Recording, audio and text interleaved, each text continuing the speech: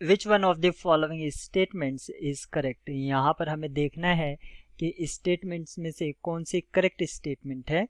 अगर ए और be in दो का प्रोडक्ट एग्जिस्ट करता है और दोनों का प्रोडक्ट ज़ीरो है तो इसका ये मीनिंग नहीं है कि ए भी ज़ीरो होगा या बी इनमें से कोई एक ज़ीरो होगा।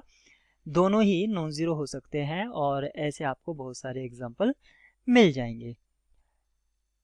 यहाँ पर ऑप्शन ए आपका गलत है। ऑप्शन बी की तरफ चलते हैं।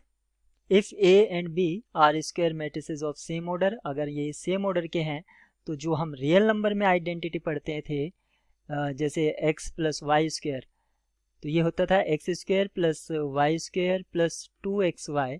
ये मैट्रिसेस के केस में ट्रू नहीं है क्योंकि मैट्रिसेस कॉम्प्लेक्स भी हो सकते हैं और वो एक अरेंजमेंट है। ये जो आइडेंटिटी है ये ट्रू होती है रियल नंबर्स में, आपकी रियल नंबर्स में ये ट्रू होती है, लेकिन मैट्रिसेस के केस में ये ट्रू नहीं है क्योंकि जहाँ पर प्रोडक्ट आता है ए बी, जरूरी नहीं कि वो बी ए के सेम होगा।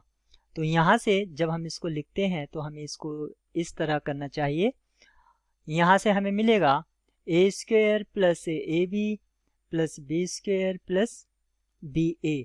तो यहाँ पर अगर ए बी और बी ए सेम नहीं है तो इस आइडेंटिटी को हम यूज़ नहीं कर सकते हैं, तो ये स्टेटमेंट भी गलत है।